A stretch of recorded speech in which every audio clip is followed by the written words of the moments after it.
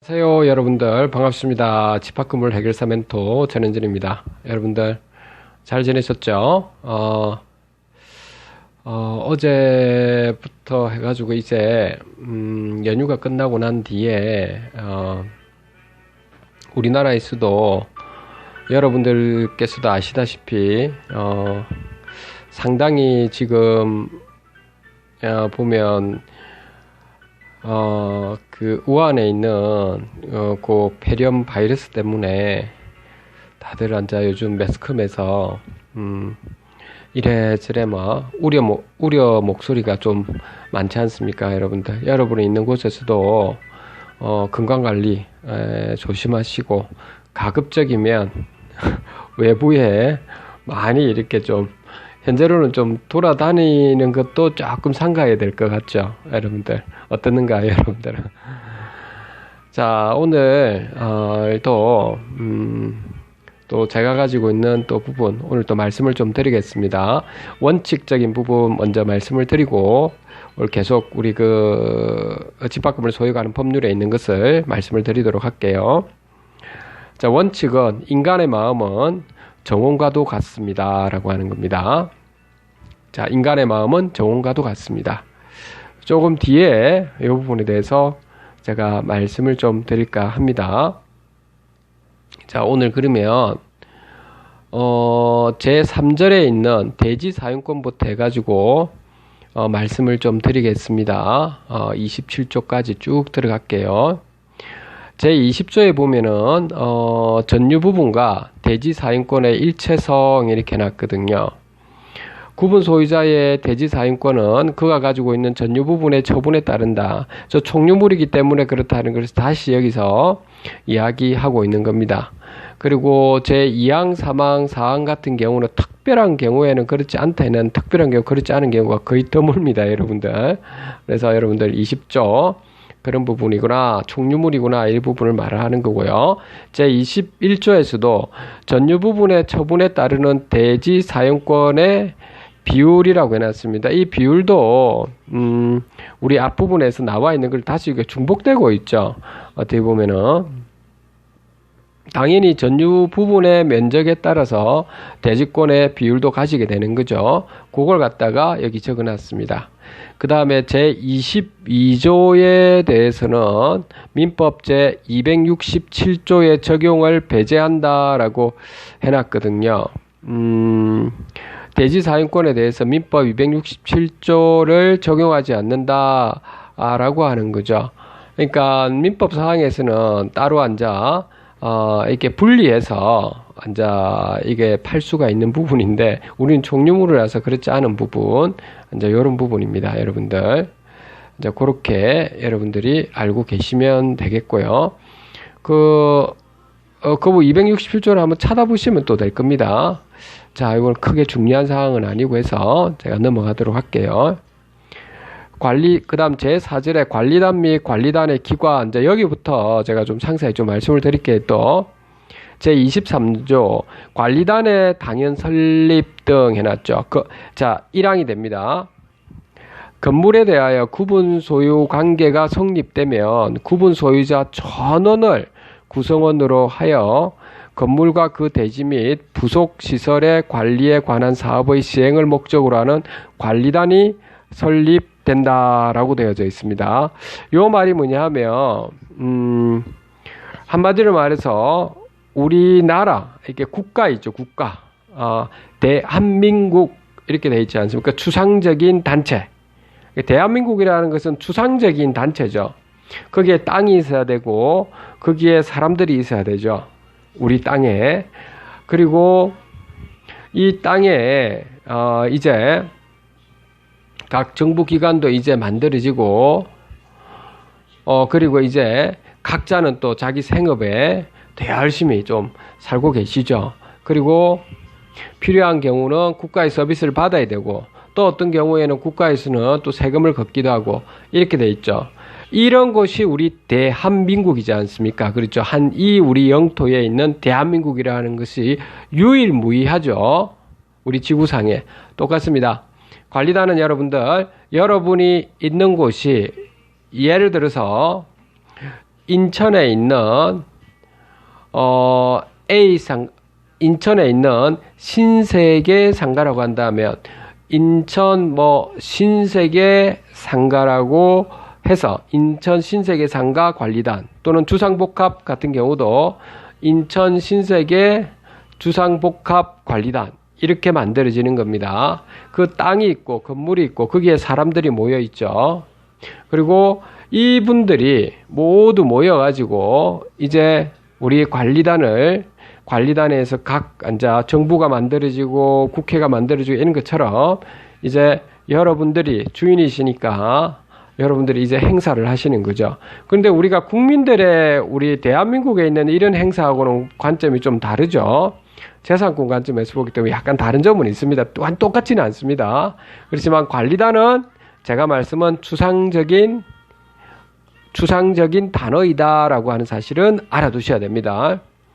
그래서 제23조의 관리단의 당연 설립이 그렇게 되어져 있는 겁니다.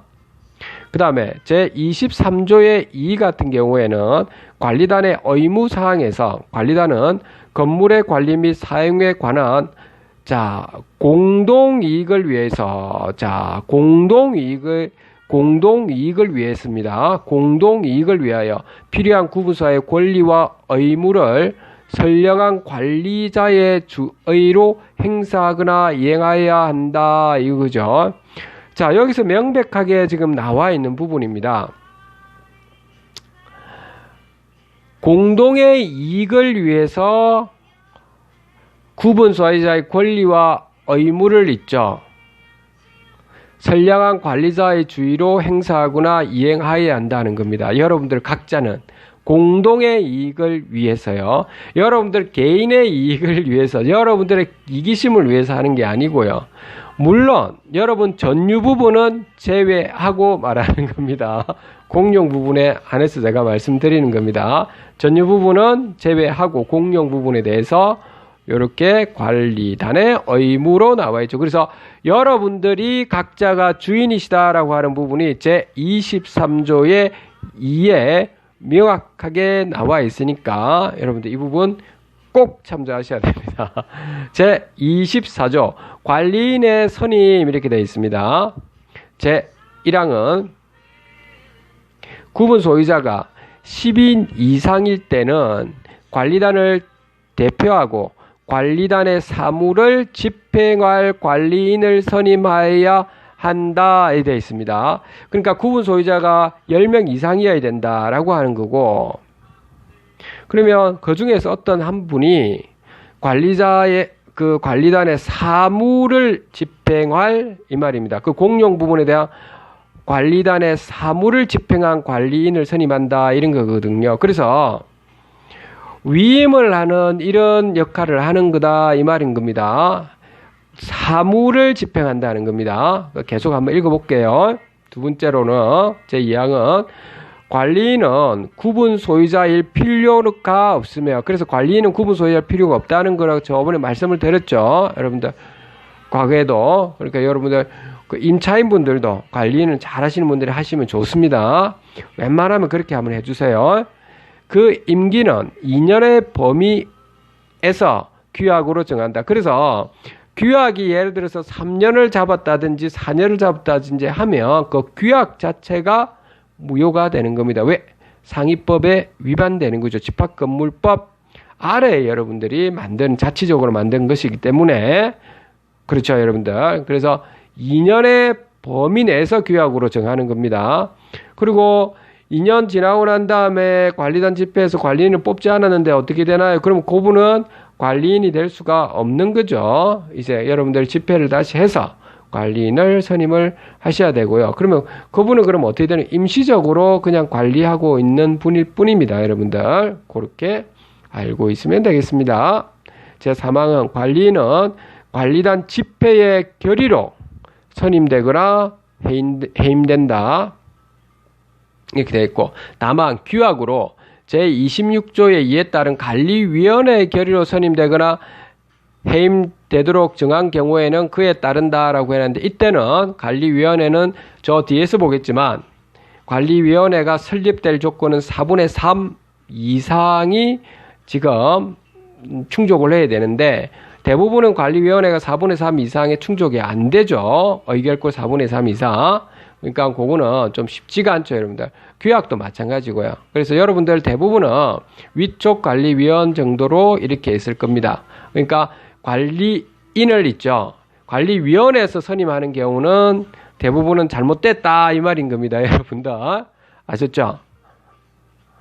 그렇게 여러분들이 알고 계시면 되고요. 관리단 집회를 통해서 하는 것이 일반적인 정상적인 겁니다. 일반적으로 그렇다는 겁니다. 자, 4하 구분 소유자의 성낙을 받아서 전유 부분을 점유한 자는 자, 임차인을 말하시는 거죠. 제3항 본문에 따른 관리단 집회에 참석하여 그 구분 소유자의 의결권을 행사할 수 있다라고 하는 거고, 다만 내가 요 뒷부분은 이제 구분 소유자 내가 하겠습니다라고 하면 하시면 되는데, 굳이 임차인한테 통지하면 그분이 하시면 됩니다. 그냥 크게 문제 없댔죠. 어제 이야기한 거죠. 그렇죠. 그런데 개축한다든지 정축한다든지 이런 부분에 대해서는 구분 소유자한테 아무래도 영향이 좀 끼치니까 재산권에, 이런 경우에는 반드시 구분 소유자가 할 수 있는 그런 방안으로 가야 되고요. 웬만하면. 제5항은 관리인에게 부정한 행위나 그 밖에 그 직무를 수행하기에는 적합하지 아니한 사정이 있을 때는 각 구분 소유자는 관리인의 해임을 법원에 청구할 수 있다 돼 있죠. 그러니까 관리인 자체 있죠. 관리인이 부정한 행위나 그 밖에 직무를 수행하기, 그러니까 횡령 배임이나 각종 여러분들 관리인이라는 분이 뭘 하는지는 요 뒤에서 나오겠지만, 그분은 사무 처리하는 분인데 자기가 군림하다시피 하는 그거 아니라고 했죠. 봉사하는 것이랬죠. 더 낮은 자세로 가셔야 된다. 위원들도 그렇게 가셔야 된다라고 하는 부분이죠. 그런데 뭐가 되는 것처럼 이렇게 하고 자기 마음대로 의결하고 처리하고 하는 부분이 문제가 있다 제가 말씀을 드렸습니다. 그런 경우에는 어쩔 수 없을 때는 여러분들이 그것을 해임을 청구할 수가 있고요. 아니면 관리단 집회를 통해서 해임을 하셔도 되고요. 둘 중에서 이렇게 하시면 되겠습니다. 절차에 맞춰서 이렇게 할 수 있습니다. 제 25조에는 관리인의 권한과 의무인데, 자, 제 1번입니다. 공용 부분의 보존 관리 및 변경을 위한 행위인데, 요것도 어떻게 한다 했습니까? 관리인이 자기가 마음대로 한다는 말은 아니죠. 우리가 저 앞에서 봤지 않습니까? 뭐죠? 관리는 사무 처리할 수 있는 그런 능력. 다시 말해서 집회를 해서 있죠. 4분의 3 이상 통과가 돼야 뭘 할 수 있다 했습니까? 그렇죠. 보존 관리에 대한 변경에 대한 무슨 부분 안건을 할 수가 있다 했죠. 근데 거의 그건 쉽지가 않다 했죠. 그런 사무 처리 부분, 이런 부분을 말하는 겁니다. 제 2항은 관리단의 사무집행을 위한 분담금과 비용을 각 구분 소유자의 청구 수령하는 행위 및 금원을 관리하는 행위. 이것은 관리업체에 있으면 관리업체 소장한테 맡기면 되고요. 지시만 하시면 되는 거죠. 대부분 그렇게 하시면 되고, 만약에 그런 곳이 없다면 그런 관리비만 받는 대행업체한테 맡기면 그렇게 하시죠. 대신에 앉아 그걸 꼼꼼하게 한번 점검을 하실 필요는 있겠죠. 물론 그런 부분, 사무 처리하는 부분에 중점을 둔다 이 말입니다. 제 3항은 뭐냐면 관리단의 사업 시행과 관련하여 관리단을 대표하여 하는 재판상 또는 재판 외의 행위들이다, 이런 건데, 그렇죠. 그러니까 관리단에 있는 사무 처리와 관련된 각종 부분에 대해서 자, 대표를 한다 이 말인 겁니다. 제 4항은 지금 그 밖에 규약에 정해진 행위, 그렇게 돼 있죠. 그 다음에 여기 보면 제 1항 제 2항에 있는 부분에 관리인의 대표권은 제한할 수 있다. 다만 이로써 선의의 제3자에게 대항할 수 없다 이래놨는데, 예를 들어서 이런 겁니다. 여러분들 이거 조심하셔야 될 부분인데, 관리인이라는 분이 예를 들어서 공사를 갖다가 있죠. 사실 이렇게 뭐랄까요, 어떤 그 화장실에 있는 부분에 공사를 해야 될 부분이 생겨서 그렇다면 집회를 해서 이제 그런 부분 공용 부분에 변경이 일어난다든지 뭐 집회를 해서 해야 된다고 했죠. 제가 금액이 좀 많으면 그렇게 해야 된다 했죠. 그런데 금액이 많은데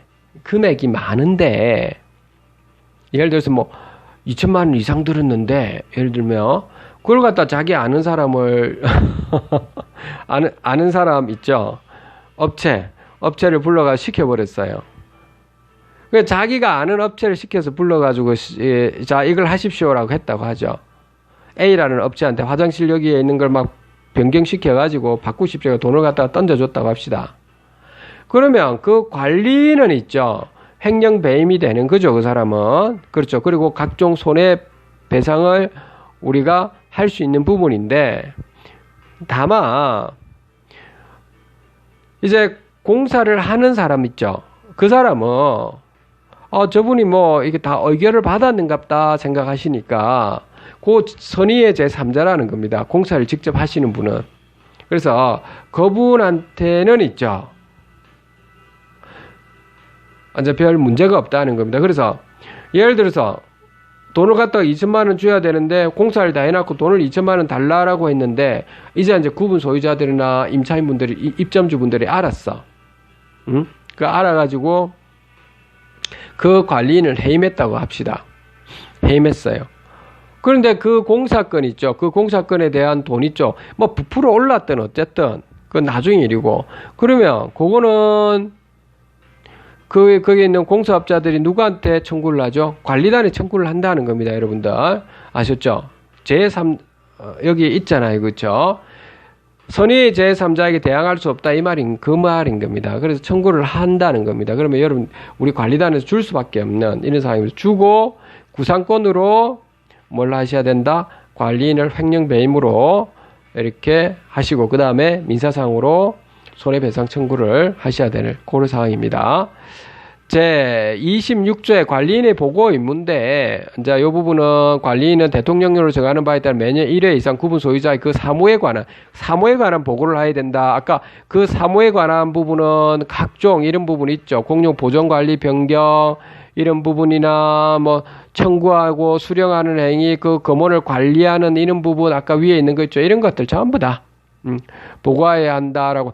보고를 다 할 수는 없죠. 그러면 적어도 관리인을 하면 재무제표는 1년에 한 번씩은 꼭 책자를 만들어서 다 배포시켜 드려야 됩니다. 책자를 만들으셔서 그 책자를 너무 좋게 만들 필요는 없고요. 여러분들 낮은 가격으로 해서 여러분 책자를 하나 딱 만들으셔 가지고 그렇게 해서 여러분들 딱 배포해 주시면 될 겁니다. 그리고 거기에 대한 여러 가지 각종 질문 사항이나 뭐가 있으시면 당연히 거기에 대해서 답변을 해 주시고 그리고 그 외에 뭐 필요한 열람 등사가 있으다면 관리사무소에 직접 가셔가지고 모든 격리나 만약에 관리소장님이 있다면 관리소장한테 모든 것을 받으시면 된다라고 이렇게 말씀해 주시면 되고요. 그렇죠? 그렇게 하셔야 되는데 뭐 그렇게 안 하고 뭐 안 주고 이래서 그거는 문제 있는 관리소장 자체도 문제 있는 거고 관리위원들도 관리인도 그런 문제가 있는 사람들입니다. 뭐 떳떳하다면 왜 안 보여주겠어요? 그렇죠? 제 2항에 좀 나와 있죠. 이해관계인은 즉 그 소유자하고 임차인 말하는 겁니다. 이해관계인은 관리인에게 제 1항에 따른 보고 자료의 열람을 청구하거나 자기 비용으로 등본의 교부를 청구할 수 있다라고 하는 겁니다. 아시죠? 이렇게 한다 이 말입니다. 그 다음 제 3항에는 이 법 또는 규약에서 규정하지 아니한 관리인의 권리 의무에 관해서는 민법의 위임에 관한 규정을 준용한다. 위임, 즉 사무처리와 관련돼서만 한다 이 말이고요. 사무처리 부분이기 때문에 제가 봉사직이다 이 말인 겁니다. 여러분들 한번 이 부분의 위임에 관한 규정을 보면 봉사직으로 되어져 있습니다. 여러분들 아셨죠? 그렇게 여러분들 들어가셔야 되고 만약에 금액을 들어간다면 반드시 집회를 해서 금액을 얼마 정도 들어가야 될지를 반드시 기록하고 다 알려드리고 그 사인을 다 받으셔야 됩니다. 과반 이상은 최소 그렇게 돼야 되지. 그렇지 않으면 여러분들 문제가 좀 생길 겁니다. 제 26조의 2입니다. 관리위원회 설치 및 기능 해놨죠. 자, 관리단에서 규약으로 정하는 바에 따라 관리위원회를 둘 수 있다. 관리위원회는 이 법 또는 규약으로 관리인의 사무집행을 감독한다. 이렇게 해놨죠. 그렇게 해야 되는데 실제 대부분 그렇죠. 관리인하고 관리위원 서로가 뭐 딴따이 돼가지고 이런 경우도 있고, 물론 싸우는 경우도 있고 한데 이것이 참 이게 뭐라 해야 될까요? 관리위원도 어떻게 보면 이게 집합 건물을 제대로 모르시면 엉뚱한 걸로 갈 수도 있고, 관리인도 모르는 그렇게 될 수도 있기 때문에 서로가 봉사한다 생각하시면 알고 모르고를 떠나가지고 최소한 있죠. 여러분들은 알아보시고, 그리고 누구의 이야기를 먼저 들어 경청해야 되죠. 그렇죠. 입점주분들 이야기를 다 들어보시고, 결정을 할 때 이게 공동에 있죠. 뭐 어떤 안건이다라고 했을 때는 되도록이면 다시 한번 살펴보시고 있죠. 그 다음에 이거는 과반 이상 동의를 받아야 되는 거구나 하는 부분이 나올 겁니다. 그럴 때는 집회를 하셔서 과반 이상 동의를 받으셔야 된다고요. 최소한 그렇게 하셔야 된다는 겁니다. 그거 말고 뭐 여러분들 누수가 생긴다든지 이런 거는 바로 처리하셔야 되겠죠. 물론 그런 거는 보존 관리 이거는 빼고 말하는 겁니다. 그 다음에 제27조 마지막입니다. 관리단의 채무에 대한 구분 소유자의 책임. 그러니까 이거 굉장히 중요하잖아요. 여기 보십시오. 제1항은 뭐냐면, 관리단이 그의 재산으로 채무를 전부 변제할 수 없는 경우에는 구분 소유자는 지분 비율에 따라서 관리단의 채무를 변제할 책임을 진다. 이렇게 되어 있습니다. 그러니까요, 여러분들. 그러니까 여러분들이 어떻게 보면 관리 보존을 잘 하셔야 된다 이것이죠. 자, 오늘 여기까지 된 것 같고요. 다음 시간에는 규약 및 집회 부분에 대해서 여기에 있는 또 집합금의 소에 관한 법률을 좀 보도록 하겠습니다, 여러분들. 자, 이제 제가 그 원칙적인 부분 간단히 말씀드리고 오늘 마치도록 할게요. 인간의 마음은 정원과도 같습니다. 이 부분입니다. 이 말씀을 좀 드릴게요. 어떻게 보면 여러분들이 지금 아마 이걸 다 해보신 분들은 알 텐데, 이제 진행하시는 분들이 있고, 이제 다 마무리 지으신 분들도 계실 테고 이런데, 관리단 여러분들 조직을 할 때 보면 있죠. 대부분이 바쁘죠. 다 입점주분들이, 그 소유자분들이든 입점 다 바쁘다고 하죠. 다들 그래요, 다들. 그렇다면 이렇게 여러분들이 나서는 분들은 앞장서시는 분들은 안 바쁘나? 더 바쁠 텐데, 그렇죠? 더 바쁘죠, 여러분들이. 그러니까 충분히 저도 압니다. 근데 대부분의 분들은 이기적이다, 그렇게 그 말씀을 드렸잖아요. 자기 것만 챙기려고 하신다 이런 부분이 있죠. 근데 여러분들한테 말씀드리고 싶은 부분은, 여러분들 앞장서시는 분들은 여러분들이 이기심을 있죠. 좀 경계를 좀 하실 필요가 있습니다. 아셨죠? 이기심을 반드시 이렇게 경계를 하셔가지고, 한마디로 말해서 다시 말하면 이기심과 싸우라시라는 겁니다. 여러분들이 이왕 앉아 공공의 이익을 위해서 이렇게 나가신다면 좀 더 뒤로 물러서셔가지고 여러분들이 한번 이렇게 천천히 한번 진행을 해보세요. 왜냐하면은 이게 대부분의 우리 인간이라는 존재가 크게 두 가지가 있지 않습니까? 딱 내면을 딱 보면, 하나는 이기심이라는 볼품없고 아주 천한 부분이 하나 있고요. 또 하나는 뭐냐면 아주 고결하고 아주 훌륭한 이러한 영혼이 또 공존하고 있습니다. 이기심과 훌륭하고 이게 고결한 부분이 따로 있는 영혼이 있다고요. 그래서 서로 또 투쟁하는 것 같아요, 여러분들.